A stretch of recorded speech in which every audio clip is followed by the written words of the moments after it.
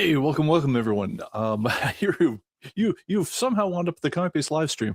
This is show number 242, which I can't believe we've actually done it this far. This is amazing. Anyway, thank you all for coming. I'm Pete Beckford, and I am the guy behind ComicBase and a few other things. And today we're going to be talking about how I blew a week chasing down a progress bar bug and killing the most advanced AI model on the planet, and a number of other interesting things. So hope you enjoy the show.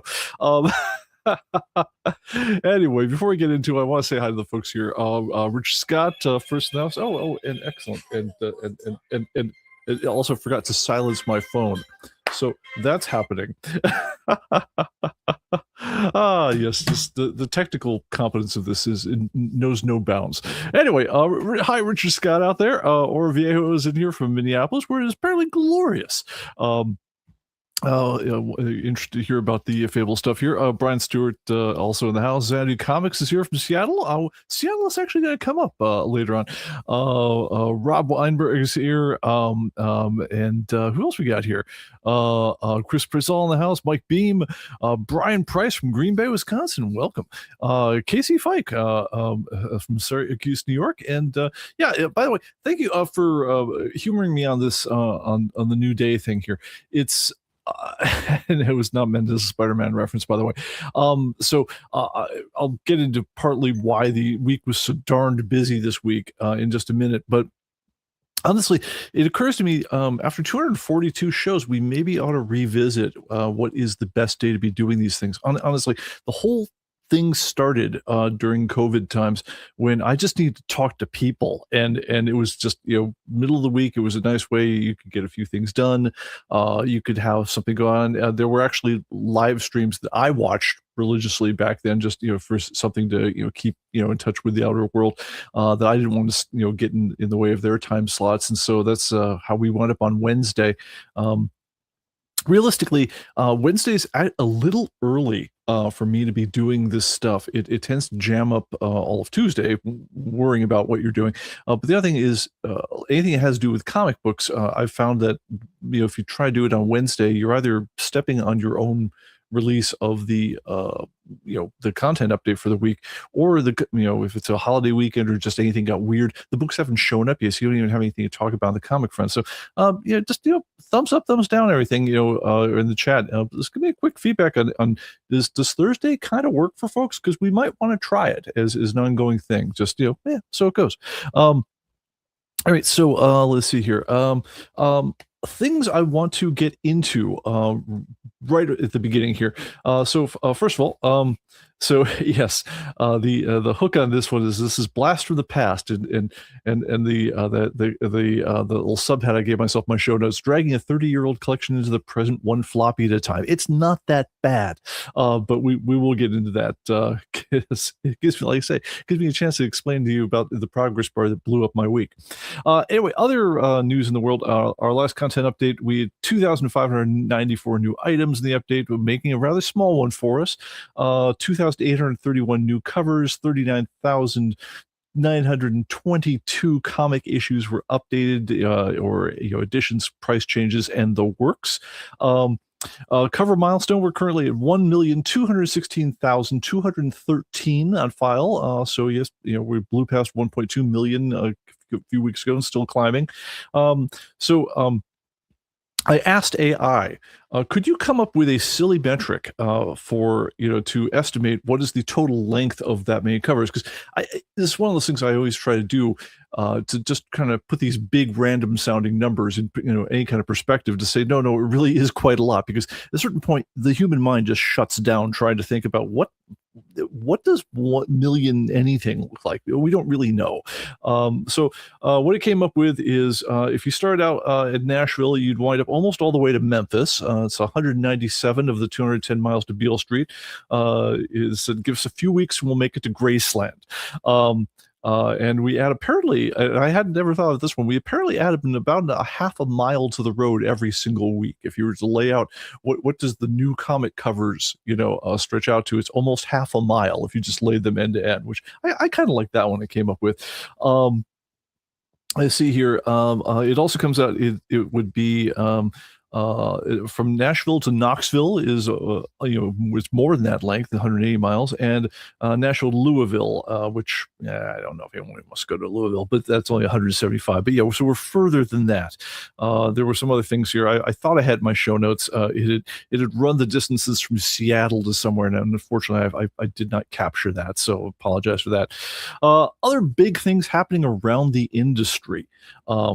Ripaverse has just made a very interesting deal. They have, as they say, gone wide. Eric July, head of the Ripaverse, who was making massive comic news just in general during the COVID years by independently releasing his own comic line, the Ripaverse. With absolutely record-breaking sales of ISOM #1. I want to say he sold 100,000 or I forget what it is, but apparently his total metric is he's done over $15 million in direct-to-consumer sales since launching ISOM #1. We actually bought a copy of ISOM #1. Was not bad. Even it was a $35 plus shipping comic book that we had to buy for that one, but larger than an average comic book, but quite well done. Honestly, everything I've seen from Repaverse has been worth looking at.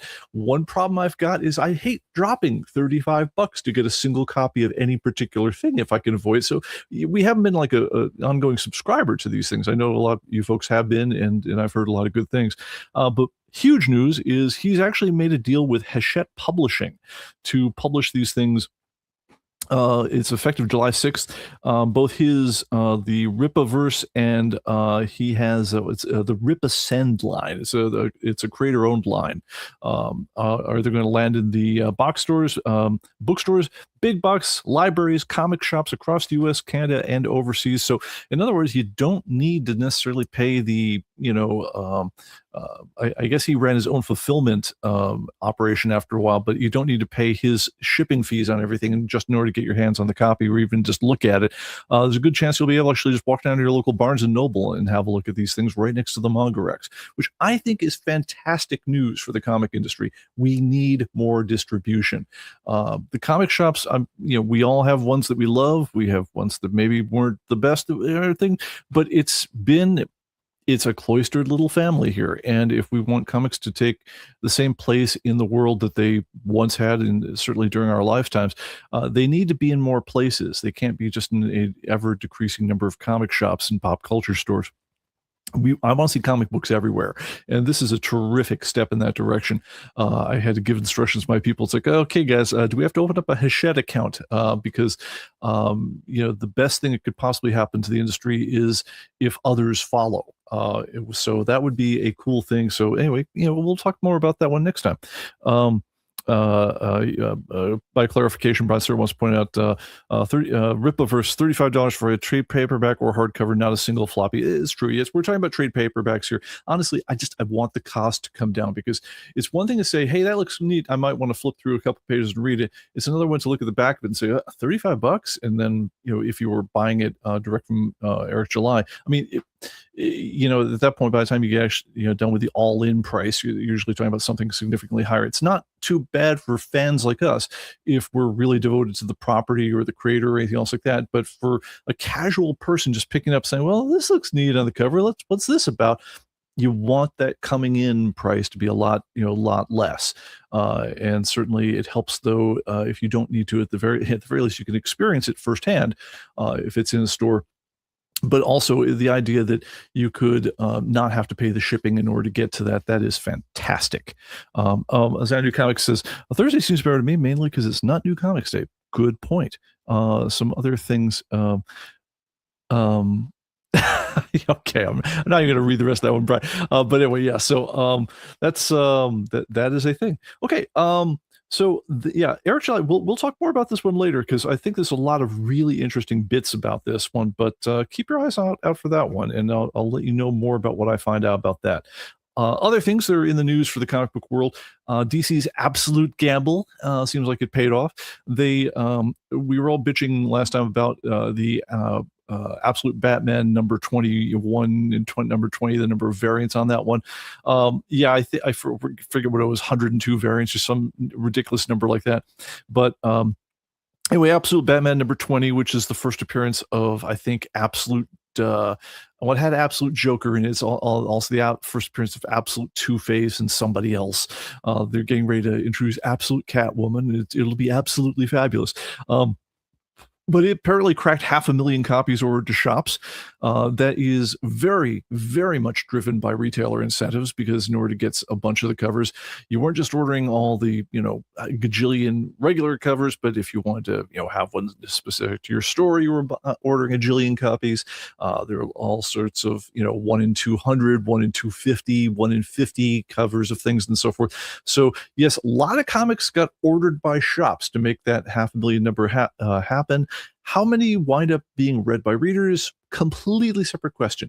And so that one, I mean, the thing you really want to hope for the health of your local comic store is that if they ordered really heavy on this one, you hope to hell they move them, because you don't want to be sitting on trapped inventory of that magnitude, because not a cheap book to start with.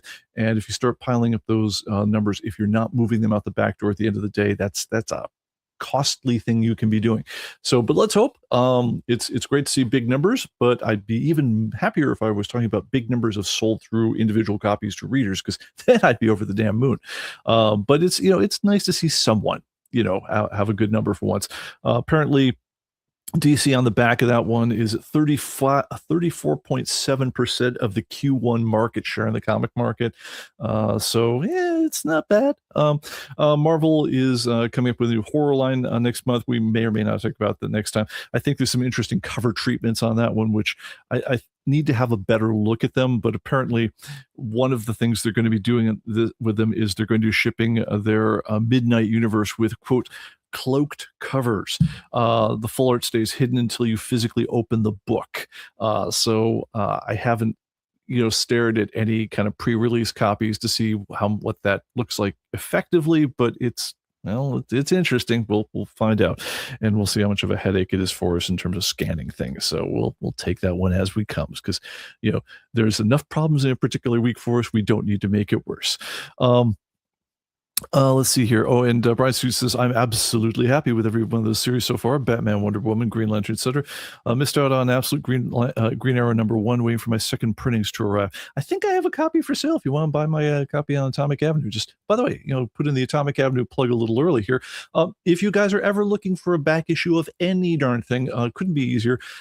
Click on it in ComicBase, and if you have the graph showing, and if you don't have the graph showing, shame on you, go over there under the view menu and say include item graph, and it'll show you in ComicBase what the sales look like for any particular issue, what the market price looks like. But it also instantly does a stock query over on Atomic Avenue, so you can see who's selling what for what range of prices. And if you want to, just click on the add to cart, or go there, and it will automatically get you hooked up on anything you've missed in the world. So that's kind of a cool little tidbit I'll throw in there. Okay, moving on.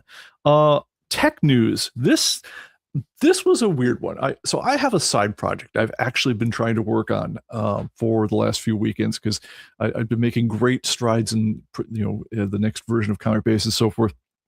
I'm actually kind of ahead of schedule for, the work to put out the next major version of ComicBase. So I actually was entertaining a side project on things, and I was literally in the middle of working with this one, and I was telling a buddy of mine, hey, yeah, it's using this new AI tool as part of this project, and it's called Fable. It's from Anthropic, and it's basically the nerfed down model of their newest generation reasoning model for Anthropic. So the big three in a lot of people think it's just the big two in AI is Anthropic does Claude, and ChatGPT is done by OpenAI Foundation, and I've also certainly done a lot of work with Grok. There's other models which are good for various things. In particular, certainly all sorts of models that specialize in video or media creation of various sorts. There's,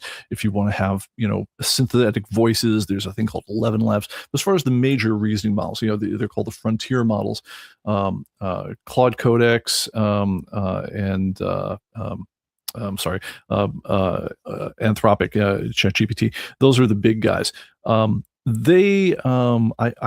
sorry, and Google Gemini. I shouldn't leave them out. So Um, the I have found Claude Code to be amazingly useful. I mean, just crazy, crazy useful, especially when you're working with very big projects like ComicBase and things like that. Because you can, instead of just chatting about something, where you spend a lot of your time saying, well, look, I want you to examine this snippet of code over here, and then you talk about it for a while and you make suggestions for improving. And then when you have the suggestion you want to start factoring it in, instead of having to say, okay, let's see, that was on line 3,173 of the file, because I found that right there, and now I got to slice in and insert this thing right here. The more modern models, what you can do with it is just say, okay, yeah, here's my files. As we're talking, I want you to be looking up stuff, and it can be bouncing between lots of files as it goes and everything, and it actually rapidly accelerates the whole process. Claude's version of their reasoning models, it starts on a very low end. There's a thing called Haiku, which is think about like the chatbots from 6 months ago. That's kind of where that its reasoning was. There's a thing that's a little bit better called Sonnet, which if you're not if you're on their free or their low end plans, that's probably most of what you've been able to do before you run out of credits in terms of how far you're going on things. There's a more advanced one called Opus. They're currently up to version 4.8, and then their next, their 5 versions. The next generation fighter version of their model was a thing called Fable, and they were getting ready to release it, and they said, wait a minute, this thing is actually so capable of doing things that if we ask it to do things like saying, oh, I don't know, drug discovery, or I don't know, making method, making new and fun drugs, making new and fun biological weapons, making new and fun hacks to security systems. It turned out the thing was in their internal testing, really, really bloody good at it. So good that they looked at Mythos, which is what they were going to call their model, and they said, yeah, we can't release this. Not at all, not even a little bit. What we'll do is we will give it in special preview form to a bunch of security researchers and government safety researchers, and they can play with it for a while under strict supervision. But for the general public, forget about it. And that situation went on for a few months, actually. The idea being, I think, as first turned it bad, it turned up something like 237 security vulnerabilities in one of the most widely looked over pieces of open source software that's core to everybody's builds that anyone had ever seen. So it was clearly something where, like, okay, I appreciate Anthropic, you're supposedly they're trying to brand themselves as the really humans, socially conscious, in terms of like we're trying not to wreck the world company.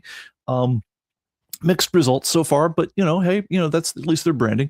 But they, at least on this one, decided they were going to hold back. So last week, just about beginning of the week, they finally released Fable. Fable is the nerfed version of Mythos. And what Fable was is like, yeah, it has more sensor constraint on it in terms of the things it's not allowed to talk to you about than pretty much any of the other major models at that point. I mean, it's not in any kind of thing normal, it won't do it, but they really worked hard to make sure that you couldn't trick it into doing things that were going to wreck the world. I had gotten a hold of Fable, and the thing that everyone knew about Fable, you knew 2 things about it immediately when you tried it. One, this thing is bloody smart. I mean, it's just crazy smart. And the other thing is, my God, does it chew token usage. They bill it at a higher rate per token than the other things. Ironically, it actually uses less tokens than Opus, which is their model one down from that one. But the results it gives you back require so much more horsepower to generate, or something, that it bills out a much higher thing. So in order to even look at Fable, after seeing some developers I follow, and they're talking about how they do their coding and everything, I'm slowly getting talked around to the idea of okay, fine, I guess I'm going to hand over more of my weekly paycheck to Anthropic, and I'm going to upgrade my plan to their max plan, up from the pro plan I sprung for on Super Bowl Sunday, because I want to be able to play with some of these higher end tools. And I got it out, and on a Friday afternoon last week, I'm firing it up, and I do a couple things in ComicBase, and that works extremely well. Okay, that's great. And the thing you can do as you're doing this is you can actually be working multiple sessions at once. So I was finishing out a couple new things I thought about for the new ComicBase, coming out next year. I had diagnosing some things that I had a little bit of problem with in the current versions of ComicBase, and I also had a window open in Fable where I was having it work on brainstorming ideas for my new project, and it's going gangbusters. I mean, it's crazy how good the results were coming back from it. And I can't tell you in detail how good they were, because I'd be telling you what the project is, and I'm not going to tell you that right now. I mean, I'll be letting people know about that when I can demo it publicly. But until then, it was just I'm just amazing. And so and I had done a whole bunch of pre-planning on this project, and we'd gotten through all the planning stuff in there, and so I was actually starting to implement some of the stuff I wanted done on it. And it's like, wow, this is amazing. I mean, this kind of stuff, if I were writing, trying to get it done in the conventional standards, would be taking me just ages. I mean, it's crazy how good it's going. And then I want to say around 8:00, 8:30 at night, I was just, I was my brain's buzzing anyway, and I'm about ready to pack it in anyway, because I'm getting just exhausted trying to keep up with 3 different types of flow of conversation between these things all at once. And then suddenly I get a message saying model not available. I'm like, and it's a message something about like, well, the model you've chosen is not available on your account setting. Now, granted, I had just subscribed to the max version of the Claude plan at like 5:30 that night, after a long talk with Carolyn about like, yeah, I'm going to be burning more per month, but honestly, it comes out to like it's a few bucks a day. If I think about that way, would you pay the price of, a Starbucks cup of coffee every day if it meant that you could get to your answers this much faster? And honestly, you'd be a fool not to. And I'm talking myself through, because the idea of like signing up to like, it's like saying I want to pay another more, car payment or something. It's like, you don't want that in your life if you can avoid it. But I'm trying to talk myself out of being a cheapskate for it. And at 5:30 that night, I'd finally convinced myself, all right, yeah, no, don't be the cheapskate, spring for the plan. So signed up for the max plan, started firing up Fable for the first time. It's getting really cool. 8:30 at night, model not available. And I'm like, model not available or not accessible with your account? And I'm thinking, geez, did I just blow through all my usage already on this thing? That's the freaking max plan. Now I look at the usage on the thing, and the sessions I've got going in Opus and Sonnet, those are all just working fine. No, the Fable wasn't working. It's like, okay, I guess I used it for 3 hours and I broke it. And so I was joking about this, and go out and chat with a buddy, have a cigar on the back porch, because I'm feeling like I just got like a week's worth of work done in a day. And it's going great and everything. And then I read the next morning from, again, some developer blogs that I follow, that's like, the government just ordered Fable shut down. They got a late night Friday directive from, I believe, the Commerce Department, telling them, we found a jailbreak that can make this thing do things that we don't think anyone should ever be doing.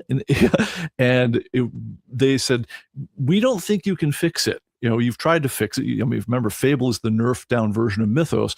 We don't think you can fix it, but in any case, we can't have any foreign nationals using this one.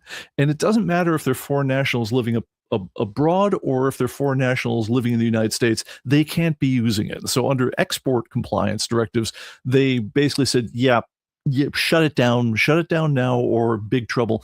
And at 8:30 that night, my time, Anthropic had indeed shut down Fable. So I'm reading the blogs from these programmers I'm following, who, one of them had just said, look, here's my number of code lines committed over the last, month, and here's, what I'm doing with Fable, and it's crazy. And so, I guess I'm going to pay whatever the hell Anthropic wants for this one. And that's the one that convinced me to finally pony up and say, I guess we should check this out. I mean, if this guy says it's good, and he's basically the guy who taught me Maui programming just by watching his blog, well, then, that has quite a bit of credibility for me. So I'm going to see what that's about. And then, so I got about 3 hours of work done before they shut the model down for every citizen of planet Earth. It has not been reopened yet. So that's a thing. I think the theme of 2026 is going to be, and then that happened. And then that happened. We don't know what's going to happen going forward. I haven't switched, to other things. I've been using the hell out of Opus. It's fine. I mean, again, we live in an age of wonders in terms of the AI tools available to programmers these days. And the idea, again, that you could be chewing along at like 3 different things at once, absolutely glorious. I mean, there's never been a productivity cycle like this. But I gotta say, if using their lower end model, if I guess Haiku would be like the eager copy boy or something. But the way I'd compare the Sonnet model, the various Claude, Anthropic models, or Sonnet's kind of like using, having as an employee the eager, young programmer who just got out of coding school. His knowledge is really fresh. He's really hot and good to go. He's been trained up on all the things you guys are working on, and so he's ready to get down to work and everything. But some blind spots. If you get into some weird technical issues that maybe requires a little bit more broader scope or a bit more knowledge of the program, we'll tend to rat tunnel a bit more on bad approaches before eventually coming around. Opus, quite a bit better. I'd say it's equivalent to having some guy who works in your field with 10 years of experience and the code tools you need. A lot of battle scars in them, tend to take the broader view a lot. Will get you where you're going more often than not, and it takes a little longer to, for him to get his work done than the other guy. But he's a very focused, directed guy. And he's a great core member of the team. Great to have him on staff. Fable was like hiring a consultancy or a PhD student, who just is the specialist in the field. It was that generational of a difference of the kind of answers and code type that suggestions I was getting back when I was working with Fable. Really, really excellent stuff.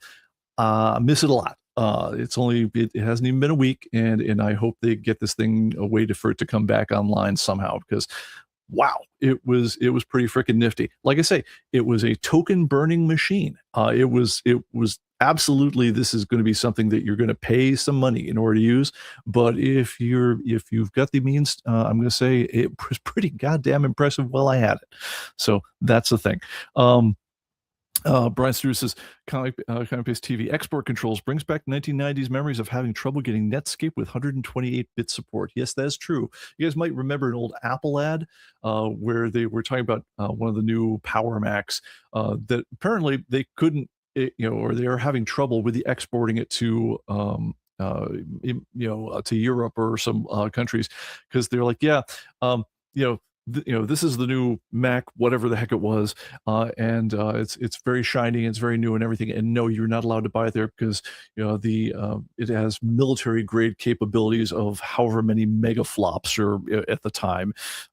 This, on the other hand, is your top of the line PC, according to the same export department. Absolutely harmless. Go ahead, you can use it, not a problem. And I think there might have been a tank in the ad somewhere. But yeah, no, that's we're finally starting to trip over the idea of military grade export controls in real life. And it's funny because on one hand, it's like, okay, a government agency, which I'm always warm to, the idea, oh, yeah, the government, I was doing something, legal, and the government just decided in the middle of me doing it that it's not legal anymore, and we're shutting it down. I'm not generally warm to that sort of thing. I've got to say, having played with it for the 3 hours I did, yeah, I'm not going to scoff at this one just off the back of my hearing it. I'm be like, tell me more about what the problems were. I hope you guys work it out. But yeah, it's a pretty damned impressive little model there. And could you have found a way to make it do something that you don't want any human, certainly no foreign national, doing? Completely plausible in my mind. So don't know anything on the details on that one, but I'll let you know more as things arrive. But anyway, that is the AI update of the week. So that's our bottom story. We're covering that one top. But I'm going to say it's one of those, yeah, I was there when that thing happened, things for the year. That will actually be it, because literally I'd been using it when the model went down. So that was the thing. Okay, so the other big story that I want to cover today is the title of the thumbnail. The suggested headline on this one was "The Bug That Ate the Week." It wasn't really that bad. I'm trying to be more efficient with my time and your time and everyone else's. And so I actually did cook up a Claude skill to help me organize my materials for the live stream, because you guys might know it's like, I'm always pressured for time, and there's certain things like gathering like what were our top bugs for the week, what was our top viewer mail, what was how many commits did we have, I mean how much content did we push this week. I always have to do a certain amount of okay, go over there, prep that, copy that into the show notes, do something like that. My show notes, if you ever saw them, is basically it's a big text document I just open up and I start typing, and then it's okay, these are the bullet points that I want to hit during the live stream. And then if it's very involved and I'm really feeling like a masochist, there'll be video things I have to make and assets. And sometimes I'll do something really silly, like let me slavishly download all the trailers for the summer movies and make sure I've got them queued up and converted to the right format where I get them loaded onto the Stream Deck, so that when I start playing them and having my comments about when they open up and what they're expected to do at the box office and all things like that, that a YouTube bot can then shut the entire show down mid-sentence. That's apparently a thing that also can happen in the in this world. But I'm definitely interested in the idea of like, how can I get prepped for the show faster? And so I actually cooked up a Claude skill, which was pretty cool. What is basically is look through every set of show notes I've ever done before, get an idea for what my format is that I want to talk about on things, and then you can tell these are the kind of stats I'm going to need to have available to me. I need you to round up the data on this, that, the other thing. I want you to scrape the Slack to find out our top questions, if there's anything there. One thing that's really neat about it is you can actually have it go and look at all the code changes you've made during the week and have you kind of remind you of the things that you're trying to forget. It's like, because if you've gone through the pain of like late night debugging sessions, you finally crack the problem after 15 coffees and in a lot of pain. Usually most programmers will just be like, God, check it in and just like move on with my life. That's how you feel. The thing you're supposed to do, and which I mostly do, is you actually write a short little note saying, all right, after investigating for 1 million hours, I did this and I found that, so that future you can come back later and say why the heck that was either a really good or a really bad idea, and look for changes in the code and things like that. So that's useful. One of the things that's very helpful is for me to go back over all my code commits for the week and say, well, what did we change this week? What's of interest to the people of the ComicBase world? And because I'm mostly working on next year's release, it couldn't tell me much. Well, I told it basically, I want you to exclude everything having to do with next year's version of ComicBase. Just talk about the changes to this year's, and there was one that was notable, and it's the reason that we are at ComicBase 26.2.3 as opposed to 26.2.2, which is what we released just the week before, and it has to do with a bloody progress bar, and therein lies a short tale. So when you launch ComicBase, there's a thing it does for 200 milliseconds on average on my machine, where it opens up your database and it says, okay, what structure version is this database? If you guys actually want to see this, you can actually get to it in ComicBase yourself. If you go to File, go to Collection Statistics, and then click on the database info. There's a little icon on the right there. It'll show you the structure version of your database. And it's like a kind of loosey-goosey version number that we have, where anytime we've changed something about the database structure itself, so in other words, we've added a new field, or there's a particular layout type that we've incorporated, or something like that, it's not it's not the program exactly. It's just that we know that every database that works with the program needs to be set onto the same kind of format. Otherwise, if we don't do that, then the program itself will start having errors because certain fields aren't there and so forth. Anyway, so there's a check that we do every time you launch the program, and it's very, very fast. It's, 200 milliseconds maybe, which just says, hey, which structure is this guy on? And if it's not the current structure, now start looking through a lot of stuff, and depending on how far back that version is that you're coming from, it might be looking through basically everything since we released ComicBase 2020, all the way up to just a couple things that had changed like last week, and we just need to update something. So there's a lot of places it can kind of dip in and dip out of needing to update a couple things. If you guys have ever downloaded a new major version, you saw something like, "Hey, I need to realphabetize some titles," and just you just see a progress bar flash up for a second, and then say, "Okay, I'm done. We're good." That's the kind of thing that normally goes on, but and it's honestly, it's the kind of thing that was normally going on for most people, most times with most databases, but not for a few people. For a few people, what was happening is they were downloading the brand new ComicBase 26.2.2, which we're very happy about. It, added all sorts of neat things, but they were updating, and it was pulling up their old database, which come usually from the 26.0 ish era or earlier, sometimes much earlier. And it was getting through the whole thing where it's like, depending on what they were doing, it would bring in, the new conditions that we added in ComicBase 2026, at the beginning of the year, where we added all the mid-grade and high-grade evaluations for CGC, better evaluation of that. It might have been, if your database was really old, it might have been doing the thing like where it had to move all your newspapers into their own category. Before then, they were lumped in with magazines. Or maybe it had to move all the IDW titles, because we finally decided after, I don't know, 15, 20 years that we didn't want to call it Idea plus Design Works anymore, because that was silly. It was this new publisher that had actually done quite well and published a couple thousand titles over the years, and calling it Idea plus Design Works, which was the way that they officially went for about their first 3 comics before just being known as IDW, was silly, and we were just shooting ourselves in the foot. But depending on where you kind of came in and out of the cycle, it was going to do everything it could to this validation routine, was going to bring your database current. And what was happening is, for most people's databases, just flew. Yeah, no problem. Done and done, up in a couple seconds, you're running the new ComicBase 26.2. But a couple of people were reporting, it's getting hung up here. It does a bunch of work, and then it goes to alphabetized titles, and it gets caught at 80%, and then it just dies. And I left my machine on overnight. It never finishes up. And I'm like, that's weird. Hasn't happened to us. Have you tried this, that, and the other thing? You sure you run the current version? Yeah, they are. And so, okay, well, send us your database. We'll look at your database. And then typically what happened is I'd load their database on my machine, and it would update perfectly.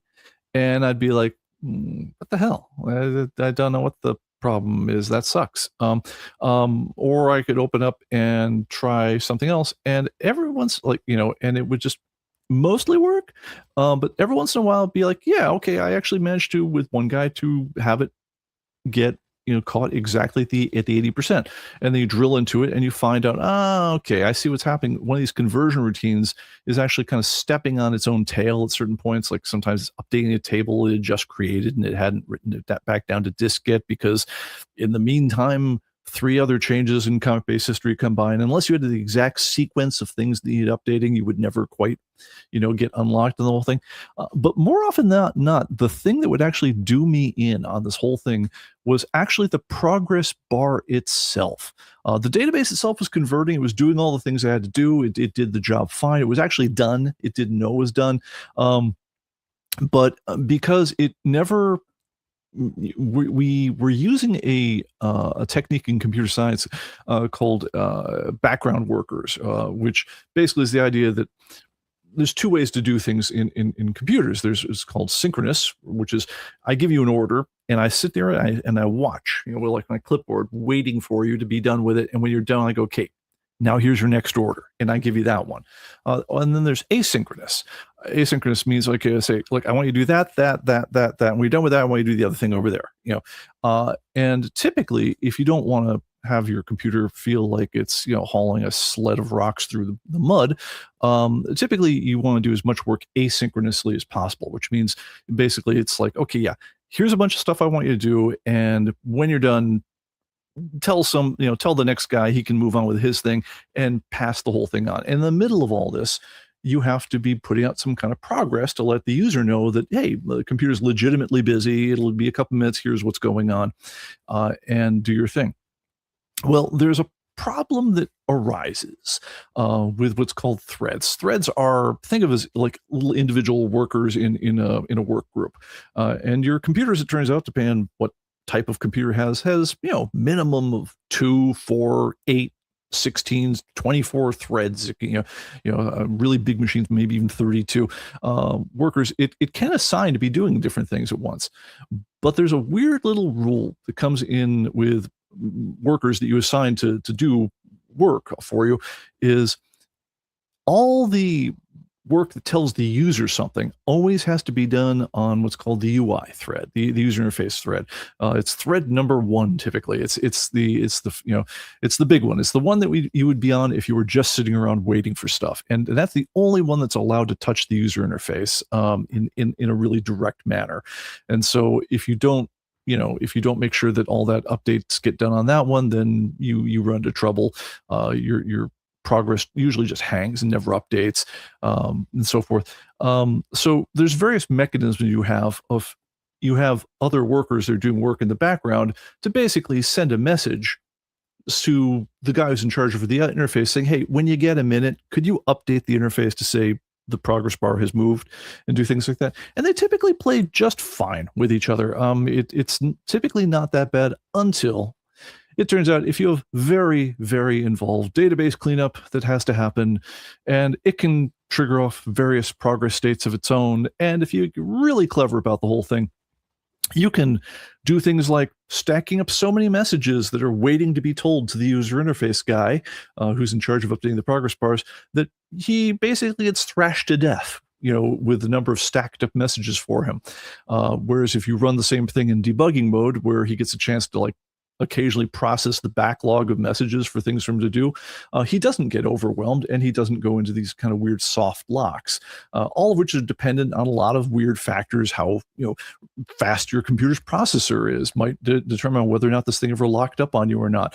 How much time we ever gave up to just say, hey, periodically, hey, anything in the user interface guy's queue, just give him a millisecond, a whole millisecond, to see if he can deal with that one. If we did things in different orders, so in other words, if it turns out that your database in particular needed to have new conditions and have all the IDW books moved, but it didn't need to have say alphabetization done, yours might continue through just fine. The other guy on the other hand would get locked up, and for some reason the 80% mark, where at the very end, after it had done everything hard about the entire database upgrade, was the place where, if you had problems with this one, where apparently all the chickens just came home to roost. It was always going to be the thing where the progress bar itself just decided, I've had it, I'm not moving on, I'm done, I'm not talking anymore to nobody. And because I'm not talking, everyone else was sat around sort of saying, well, I told the progress bar to update and it didn't update. I guess I'll sit around and wait for it to come back to me and tell me it's okay. And then it would just run the whole thing to everyone's just sitting there in a group staring at each other waiting. And so that's when things went wrong. That's what went wrong. Now, you might guess, with this much weird crap going on under the hood, what was involved in fixing it was actually very involved. In the end, we wound up unwrapping it in a couple different ways, and sometimes when we unwrap something, we discovered, oh yeah, and that works perfectly great until somebody walks along with a database that came in from ComicBase 2017, which needs some other form of cleanup. And eventually we did find a general fix which did unwrap the entire solution. It took way more work than you would ever imagine to get a progress bar to work, and that is, for everyone who had troubles with the whole thing, my deepest apologies. We didn't mean anything by it. But yes, it wound up being quite a little production number on our end of things, and it's also one of these weird things where, like, if your machine had been kind of more or less updated as you'd gone through different releases, like, because one thing that's bad about being in the internal testing groups or things like that is you tend to actually not have that much updating work to do because you've been doing it all along.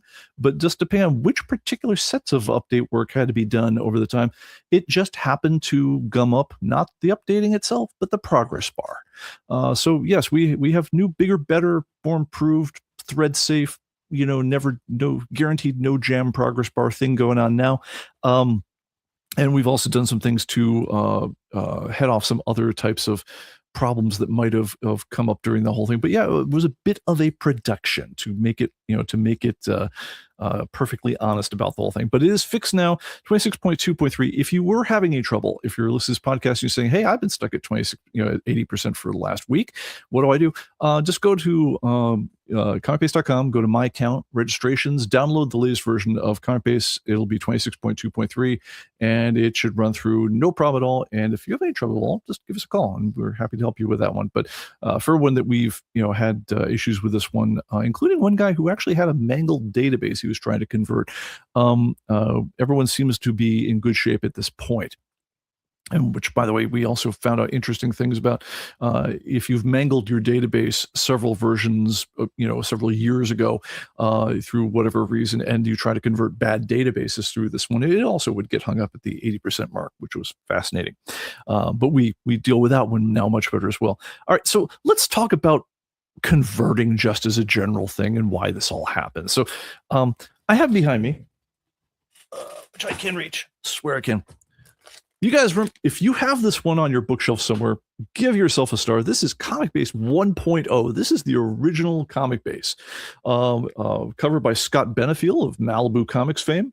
And inside, you can just see the envelope in here, is a sealed envelope with 6, count them, 6 floppy disks. Now, these were, I asked Mark to come up with a graphic for this week's live stream, and they are not actually floppy. They were they were the 3.5-inch kind that didn't flop worth a damn. They were not the 5 1/4 or 8.5 inch. But yes, this is what it was. It came with a, good Lord, there was this. I think yes, it was a fold up registration card. This was like an old 8.5 by 11 letter for old address on Ottawa Drive in California. I'm sorry, Sunnyvale, California. And yes, this is actually sealed. Yes, I actually dig this. I had a real thing back in the day about license agreements, and it says, if you can see it, there's a label that goes over the seal and says, possibly the world's simplest software license agreement. 1, you're allowed to make 1 copy of the software for backup use. 2, if you make copies and give them to other people, you're breaking the law and will be forced to make your life as miserable as the law permits. 3, by opening this disk package, you indicate that you agree to these terms, otherwise return the entire package to Human Computing for a full refund, which honestly, I think is a very fair license agreement. But anyway, I'm not opening that one now because lo these many years, it has remained unopened. It is my only remaining copy of ComicBase 1.0. But yes, inside this, I assure you, are 6 3.5-inch floppy disks, and which had all 297 titles that were in the original ComicBase. It was going to be 298, and then we found out at the very last minute, as we compressed using absolutely cutting-edge compression software for squishing more onto a floppy disk, that we could not get the picture, the little tiny picture that came with these things at the time, for Tarzan to fit on the disc. And so regretfully, because at that point we thought it was really cool, we were going to have an illustrated encyclopedia that came with the software, which had a price guide, illustrated encyclopedia, and the software for managing your own collection, reporting everything, unbeatable stuff. But we hated the idea of having something come up there that didn't have a description and a picture on it.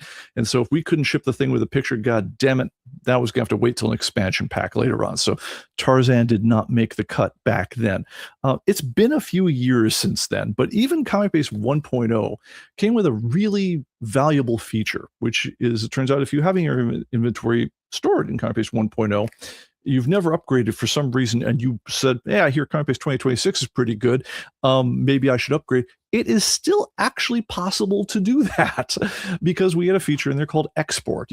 Basically anything short of ComicBase 10, you would use the file export command, and you would pick which fields you want to export, the minimum you want to do. And let me see if I can cue this up on the other screen here. Switching cameras to demo machine. Yes.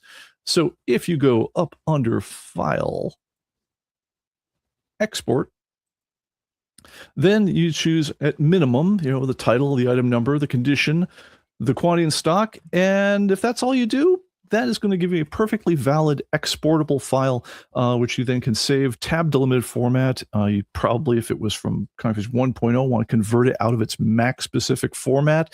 I think Mac used a different, I want to say they used just carriage returns instead of carriage return line feeds, and they probably saved it in a weird Mac specific encoding format, but just a regular text editor could open that up, file, save a copy, import it into a current version of ComicBase, and that would work. You actually could get your data out of ComicBase 1.0 if for some reason for the last, I don't know, 32 years you haven't been using the software and still want to upgrade. That's a thing that could happen.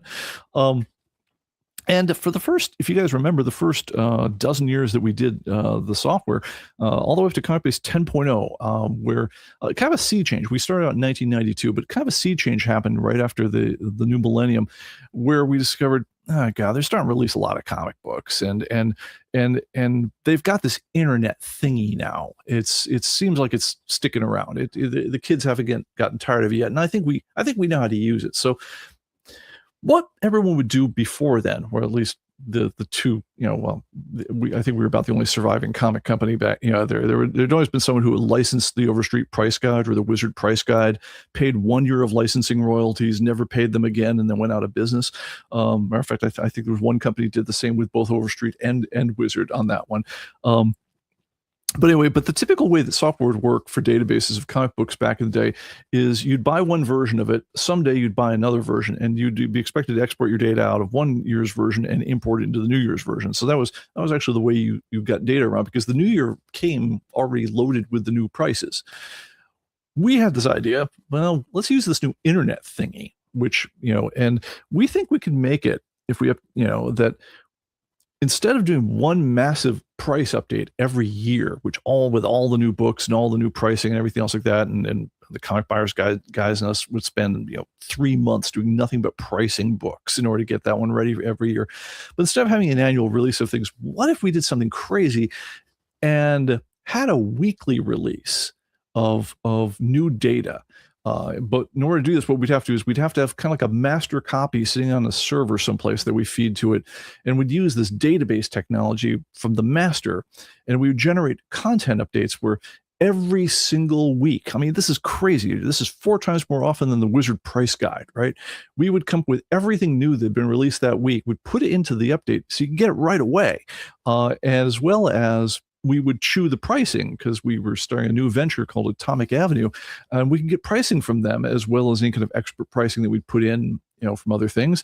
And then soon after that, we made a deal with Heritage Auctions to get their pricing so we could feed that into the mix. But we could basically average the comic market, and then we could then feed you weekly pricing updates with everything new that happened, as well as all the value changes. And we could do that every week. We've been doing that since ComicBase 10.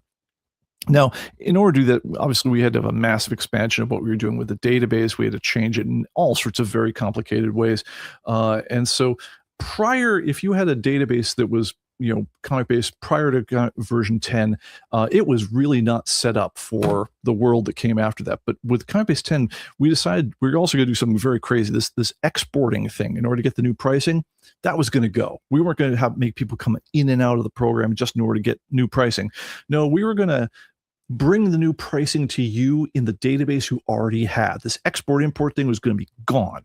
And so what we did is we said, all right, when we have a new field or something like that we want to add to the database, we're basically going to put it into our master copy. When you download the master copy, which is nothing you can do, is you can download the program itself. It's going to see, are you current or not? Have you got that new field? And if you don't have that new field, we're going to do database magic to add it right to the database that you're running. Crazy. And we've actually been doing that now for 24 years, I believe, where the database that gets updated isn't a new database. It's the database that you update in place. So anytime that you ever see a ComicBase 10.0 or later database, you actually can load it up with a current copy of the software. Cautions apply, and I'll get to the cautions in a moment, and it'll just update itself. It'll become the newest version by magic. Your data doesn't need to go out, doesn't need it and go in again. It gets updated where it is. And similarly, we can also make it so that the weekly content updates just and you guys are used to this by now, you just go ahead and import them, and suddenly all your data is current and everything. A number of interesting things happen with that, that shift in the product. One, we wound up having to acquire millions and millions of comic books. In order to make this whole thing happen, we actually had to open up a Diamond account. We had to start ordering comic books on a weekly basis ourselves. We had to be indexing them, and we had to deliver. We didn't do one big content update a year. We did now all the stuff every week. So instead of one big monolithic thing that want to make us want to drive to drink, we had a whole bunch of smaller releases that came out 52 times a year that want to make us drink slightly less. And so that's been our life for the last couple of decades. Now, this started with ComicBase 10, basically. Now, and honestly, I'm fudging a little bit. There was actually some ability to update the databases in place with a few of the earlier versions, but there's definitely a big shift when we started with ComicBase 10 having the weekly updates become part of it. And that was a big change in philosophy. And the thing that went along with that, though, is we were on a database platform back in the day. The database, if you had one, was called a CBA file. It stood for the file extension was .cba, which stood for ComicBase. You didn't have enough letters to say ComicBase or anything else. You have to get your extensions done 3 letters back then. So .cba was a ComicBase file, and so that's why it was a ComicBase database. Under the covers, a ComicBase file was a JET database. If you use Microsoft Access, it's the same file format. And that was what we decided because it was, commonly available with Windows, and it worked very well for, their mainline database program. We figured that was what we were going to build our castle on in terms of making ComicBase. And JET was really pretty good, and it did most things pretty well. And it did them pretty well until you got anywhere near 2 gigabytes in size. At which point, the people who had designed JET back in the day had decided that nothing ever needs to be bigger than 2 gigabytes as a file in Windows. I mean, the file system under 32-bit Windows would allow things to be 4 gigabits, without going to FAT32. But JET had decided, nah, 4 gigs is too much. Let's make a hard limit and not document it anywhere. Let's do this at 2 gigabytes in size. Now, when we do an update, what we're doing is we're basically blasting down a copy of everything that's new in our master database. It's comparing it to what you've got in your database, and the differences then get updated, and then it gets rid of the temporary glop that we'd put down there and just only has the stuff that you had in there. That's kind of how the update works. We don't ask 5.5 million times, hey, have you got this? No. Have you got this? No. Have you got this? No. We blast the whole thing down to you, and then we let you compare what's in what version, side by side. We let you do that locally. We don't do that over the network because that would take years. But one of the things that comes down with that, though, is it means that your database, as we have the copy from our master in it, is temporarily going to basically double in size. So our limit, as it turns out, we started running into trouble not when it was 2 gigs, not when it was 1 gig, but when your database was about 800 meg, because we start doubling that to 1.6 gigs, and then you start adding in just sort of working slough, the sort of stuff that just piles up as you're doing work in the database. It started becoming quite possible to hit that 2 gigabyte limit with a database that didn't seem like it was particularly close. So if you guys remember the bad old days of 10 years ago or so, you probably remember that the thing that you were always told to do all the bloody time was compact the database. Now, compact doesn't mean get out 7-zip. What compact is basically run a database maintenance routine that goes through the database, throws out anything that isn't part of the current working set, and shrinks the file size down again, because we could never hit that 2 gig, because the second we hit a 2 gig limit in JET, it just stops the program hard. And so that was the fundamental thing that we hated the most about the old JET database format, and why we decided back in 2012, around then, that we were going to spend essentially 4 years rewriting the entire program. By then it had been rewritten about 2 or 3 times, but we were going to rewrite it again for the ground up to use a brand new database engine called SQLite. It's absolutely industry standard at this point. It's in everything from your TiVo to your phone, probably. It's the underlying database that's if you have a Macintosh. It's the one that's underlying that. We thought, hey, that's cool. It gives a route. Someday we can maybe port the thing back to the Mac again, because we'd been on the PC for a number of years at that point when they discontinued HyperCard. We thought, well, if we get the database to SQLite again, we've got a road back to the Mac. This is great. This is all the plans coming together. The downside of this one, of course, is that we had to keep the product still going. We now have weekly updates that we had to do, and we had to rewrite every single thing about the program, the language, the database environment, the framework it was built in. All was going to have to change in order to make this thing happen. And it took us about 4 years. Matter of fact, one of the major reasons that Sidekick exists was to give us a way that we could rewrite part of the code, which part of the heavier code, which is the things that do content updates, ahead of time, so we weren't trying to rewrite the entire main program and Sidekick all at once. We could get a head start on it by having this other program which did a lot of it in the more modern way ahead. So when we did the brand new database format for SQLite, you couldn't have it just be a CBA file anymore. The old JET database format. No, that was we had then introduced the CBDB format. By then, everyone else had run out of extensions for their file names as well, and so they popularized the idea that, well, the 3-character file naming thing, that was a DOS thing. We're well beyond DOS. DOS is dead.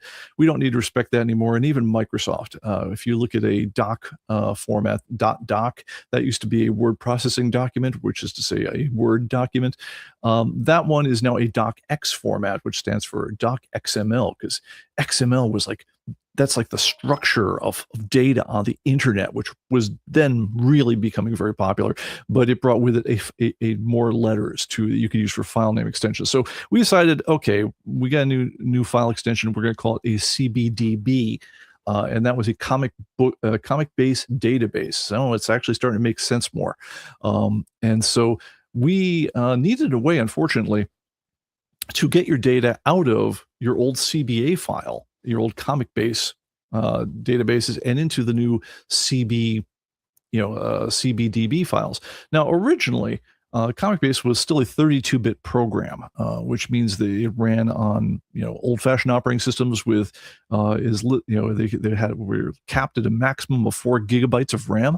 But because everything was still 32 bytes, there was what's called a provider. There was still a way to have the old ComicBase JET format that has still existed as an ADO provider. Basically, we still had a way of opening the old database and then opening up the brand new database, the SQLite version, and squishing it from one to the other. So we could do that.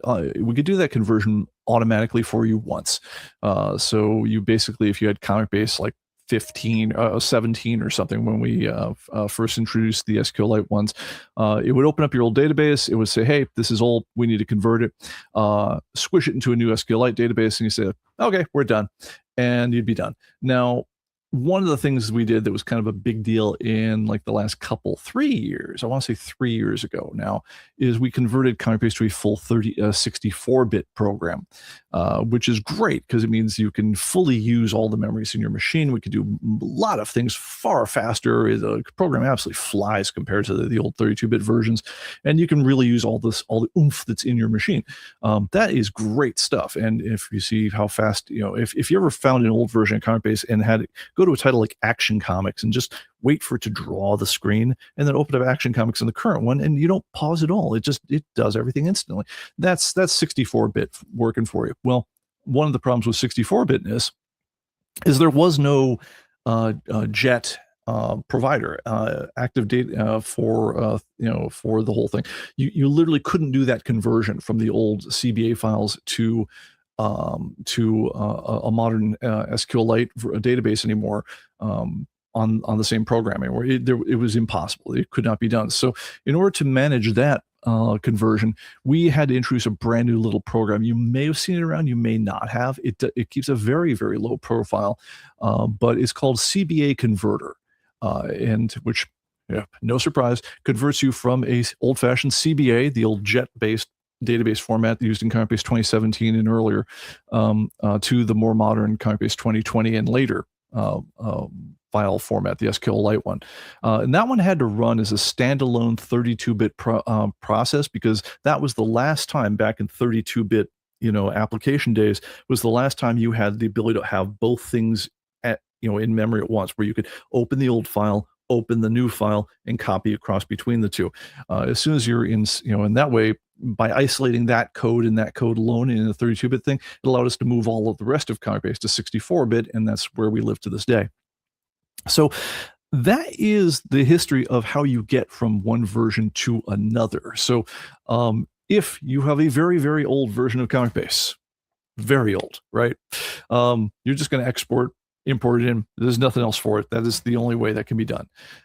If you had a version of ComicBase from the, I don't know, this millennium, typically what you do when you go from one version to the other is you just launch the new version, and you try to open your old file, and it's going to do one of two things. It's either going to say, like, oh, I see that file. Yeah, give me a second. I got to patch up a few things. That's the 99% case for all of you guys.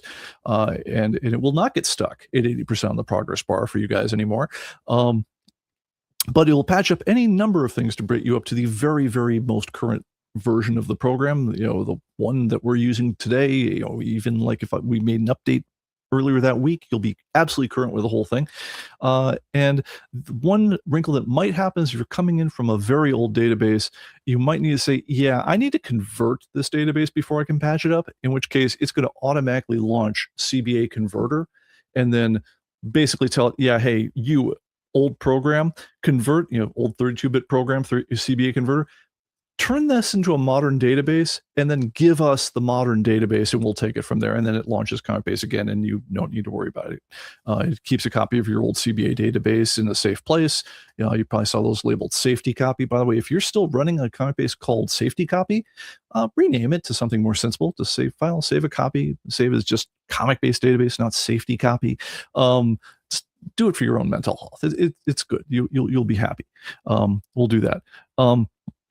Steve Dassinger says, does importing still cause duplicate near mint issues? Not anymore. What it will do, so the reason that importing would cause duplicate near mint issues in the past is, let's say you had a near mint copy of Avengers number 17, and you import it into the stock database. The stock database already has a near mint copy of the Avengers number 17. It just has a quantity 0. When it's doing the import, in order for it to be fast, it would basically just glob your data in, slam it into the new table, and it would appear next to whatever was there already. It didn't try to, the very, very old versions of import, back when ComicBase was, a 50th of the size and there was much less data to worry about, we would sit there and lovingly hand match every item you had there and say, oh, I see you're bringing a copy of Avengers number 17. Let me do a query and see if we already have Avengers 17. Oh, we do. Let me put the two records together, field by field, lovingly, and then when we're all done, we won't trouble you by making a second copy of the near mint one, unless you had a second copy of Avengers 17 in near mint, in which case we will make a second copy. We would go through that kind of logic. It was charming. It was slow as hell. So anyway, as a result, import would be like, yeah, I'm importing the database. I'll be done sometime after lunch. That used to be the way it would go. Now, if you try to import a database, if it's going to import, it's going to import in like a minute tops, usually about 20 seconds. Yeah, that's the way it goes now. The price of that is that we got rid of that kind of native deduplicating of near mint issues. So one thing that we did do, on the other hand, did this, I want to say, I don't know, a version ago. Like a 20, sometime in the last couple of years, this happened, is we got very cool about getting rid of, they're called extraneous near mint issues. So in that last situation, there would have been the quantity 1 copy in near mint of Avengers 17 that you just imported, but there'd still be that quantity 0 copy laying around. What we do these days, whenever, and this happens now when you import, when you change an issue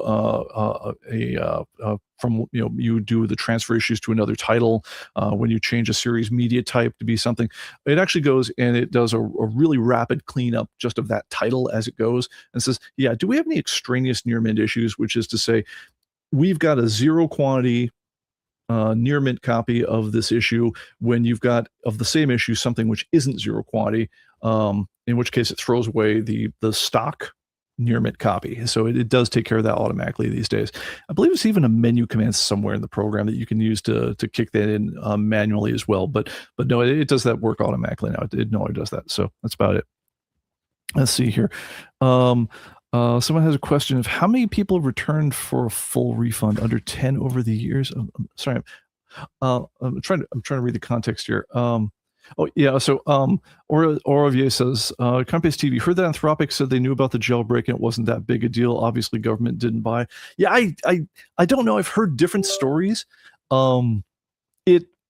You don't know who to believe on the stuff. I mean, not really. I think there's a lot of the problem with anything involving security is that you as a civilian are never going to get the straight scoop. You'll get told the rumor that they passed second or third order from the other thing until it's been well and truly patched up, at which point you have some hope of saying, oh yeah, that thing that the entire world is now protected against, yeah, we almost had that blow through the world. That's the kind of thing that happens in security news like that when it's a real thing. When there's something where there might still be unpatched copies of anything out in the wild, you typically never really hear the full story. If you're kind of on security bulletin boards and things like that, or you really watch, bug tracking, sometimes you get a feeling that these things are going out about there, but typically they don't tell. If there's something that could affect large swaths of the installed base of the world, typically they don't tell people until after it's been patched with a Windows system update or something. This is worse in a way because this is AI. This isn't attached to like a particular version of Windows or a particular install of something. It's if this model's running anywhere at all, if there's a way to do the thing, whatever the bad thing is, it means that anyone can trigger it from anything. So until they're really, really sure that it can't be done anymore, you tend not to hear about it. And honestly, I think they thought that they'd nerfed this thing pretty thoroughly before they let it out in the first place, because Mythos was the unnerfed one. And even then, Mythos tries not to give you the instructions for designing new bioweapons. Not even Mythos will try to do that one. It's just that it turns out that you can trick it into doing that sort of thing anyway, because AI is weird. I don't know how else to put it. So, yeah, I don't think we're ever going to really hear the story on that one, but it was enough that the government felt like shutting it down, and it's enough they stayed shut down because they feared the liability of not complying. And like I say, based on 3 hours of live testing with it, strikes me as plausible. I'm not immediately doubting the story. I would normally immediately doubt almost anything that a government agency I don't have any particular cause to love told me something. I'm thinking, yeah, you're doing it for your own reasons. I mean, whatever else. I mean, that's my typical attitude. I'm kind of a libertarian dude at heart.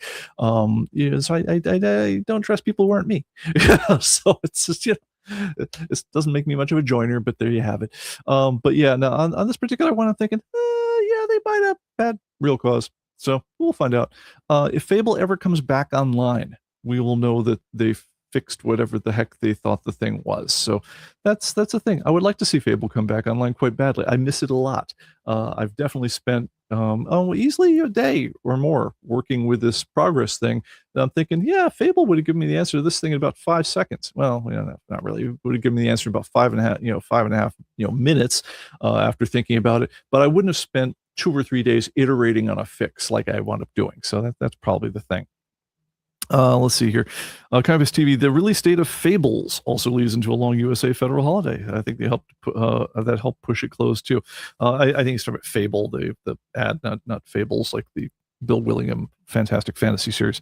Less people watching the systems this weekend. Yeah, I don't know. Like I say, I was using it live, and it just it was like when it shut down, it was like boom. And honestly, I know people were like, what, did I trip some kind of security thing? Did I run out my usage limits? Did I get in trouble with you guys? Did you log that I'm asking the wrong kinds of questions? What do I got to do to get back in your good graces? And so it just lit up everybody's help desks. I'm sure Anthropic and the world round right then. I don't think anyone's ever seen a model just shut down in real time before. Thank God that we didn't hard code the genre matching that happens inside ComicBase. We didn't hard code that to the Fable model.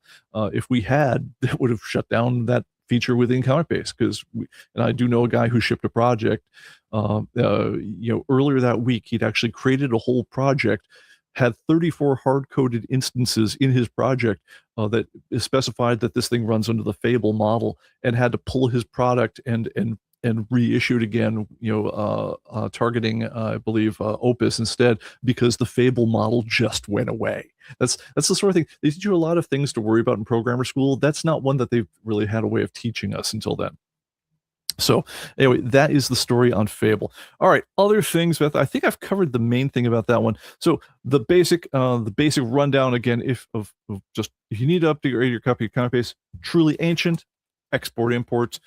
Ancient 10.0 series or not, when you try to launch it with a new version of ComicBase, it's going to launch the ComicBase converter, CBA, and it's going to pull it down over for you automatically. By the way, we've also made the ComicBase converter, the CBA converter, much harder to fool or nuke or do in. Its problem was never the progress bar. Its problem was the databases it was working with were typically beyond ancient, and so we'd constantly find people coming out of the woodwork with like 15-year-old databases with some extremely weird stuff in them that we would have to do tweaks to the CBA converter over the years to make it tougher to deal with their stuff. But it's pretty bloody tough right now, so give it a shot if you still have old databases you need to pull over. Typical case, just launch a new version of ComicBase, grinds for a couple seconds, you'll see it maybe flash a progress bar or two, and then you're done. One-time deal, and until we ship something new that requires a database update, you're good to go. And that's pretty much it. But if you are having trouble with any of this stuff, step one of everything, make sure you download the very latest version of ComicBase. And you can always get the very latest version of ComicBase at comicbase.com. Go to My Account, Registrations, and if you need to, for something like this, we weren't going to wait on a point. The reason it's a point release, like a full-on one as opposed to just a new build, is because this is something that actually could affect real customers in the wild, and so we weren't going to wait for the next major release to put this one out. We put this out immediately. That's why it's 26.2.3. So if you just go and say download the latest version of ComicBase, you're going to get the latest major version. This is the latest major version, so you'll get that. That's about it. And if you guys are really, really interested in all the weird stuff that we do inside here and want to get in on all the weird stuff, I do want to encourage you a couple things. One, do join our interior, do this in decreasing order of commitment. First thing is, if you want to see all the latest things that we're up to, when you go to your setup, and we'll go ahead and show this on the demo machine because it adds some much needed visual interest to the program. Go up under setup, go to preferences, and this is just in ComicBase. And when it says check for updates, switch it to each time a database is open. It takes well under a second to do this. It's like on the order of a quarter of a second. It basically says, hey, this version do I have the very latest stuff that's out there? And if you say check for interim updates, this is the important one, have this checked, then it'll say, yeah, actually, if we've done anything new releases at all, even if they aren't like big official track releases, it'll tell you when there's new program updates for that. And so if you like seeing the very latest stuff as it goes, do that. And then when you launch the program where you say internet check for updates, it'll tell you all the very latest things that we're doing, and you'll have the very latest version. And so that's a good way to get on that.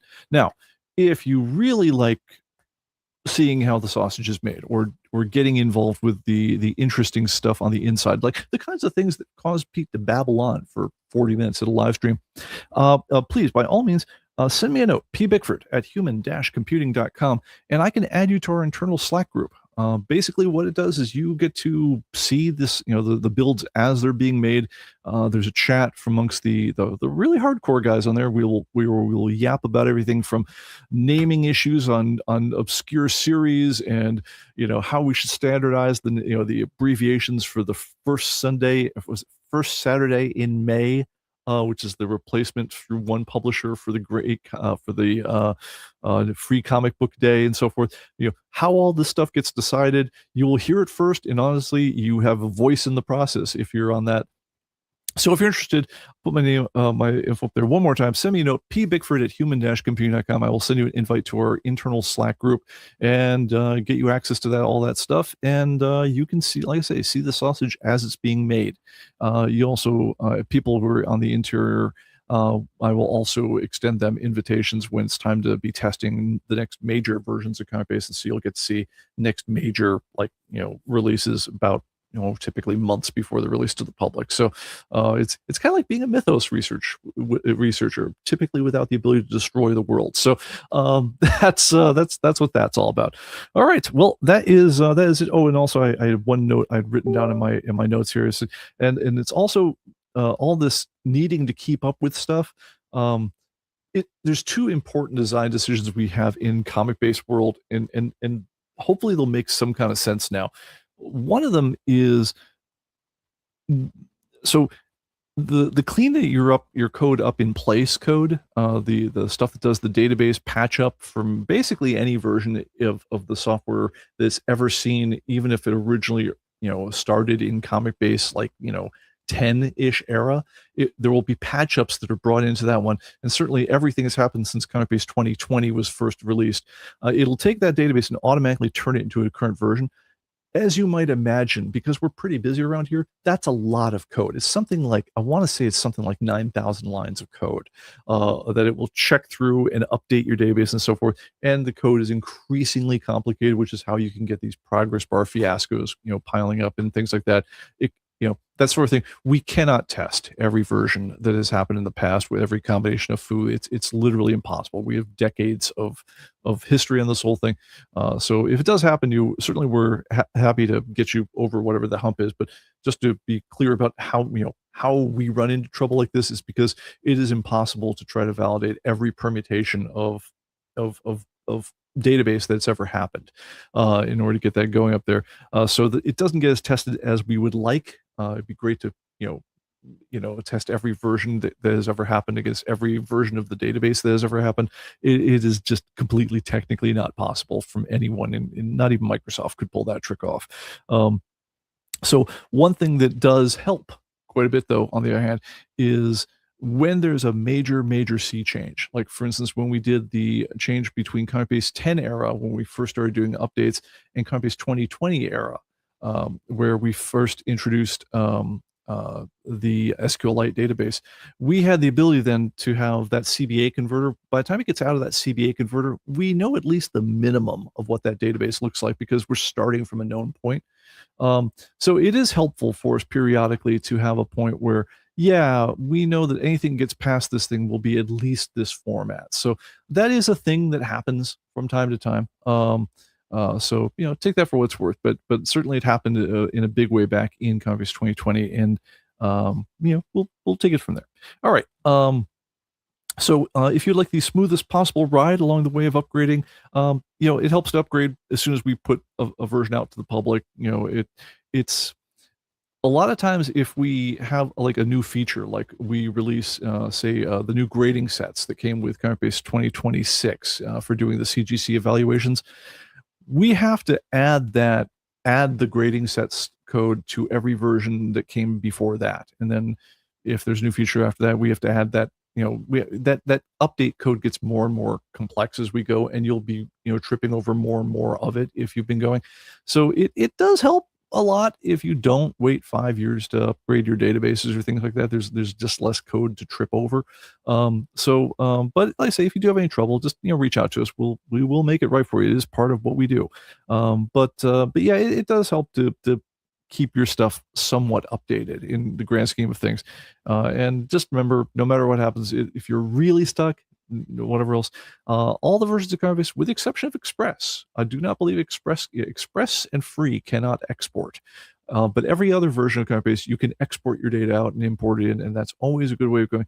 Particularly a good way of going if your database somehow got, you had a disk problem or somehow your database got damaged. If you can still export your data, then you're safe regardless. So that's a thing that can happen.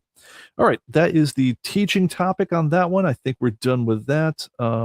We've got into the version numbers, blah, blah, blah, blah, blah. Wow, I write a lot of notes to myself on the whole thing. I think we'll cover the tech tips later because I've gone very long already. I've talked about the Slack channel. Oh wow! So remember, at the top of the note, I said, hey, can you also have it search our Slack and say what were some of the earlier topics? And this is great. I have a whole bunch of topics to cover next week, including things like, can I trust AI to tell me who colored a comic? And we had a whole discussion on the interior thing about who did the coloring on the last thing, and Oro Viejo was the hero of that one at the end because we figured out who did the coloring on the Avengers #1A cover that we talked about a little while ago. We also came up with, there was a big topic we'll also discuss next time out about when do we finally make the decision about whether things like, is Titans turning into New Titans officially? Is Aquaman turning into Emperor Aquaman officially? There is a method to our madness on that one, and we will discuss that one on the next one. So yeah, we've got a few things up there. So I will spare you the part of the announcements where I say that we have a forum where you also can suggest live stream topics, but of course you can. If you're interested in getting involved, do drop me a note. I will take care of that one. In the meantime, guys, thanks for watching. Thanks for paying attention this far. And don't forget, the fathers in your lives. You guys, I'm sure a bunch of people watching are those. I hope your kids are nice to you this Father's Day, and have a terrific weekend. And I will see you all on the next one. Take care. Bye-bye.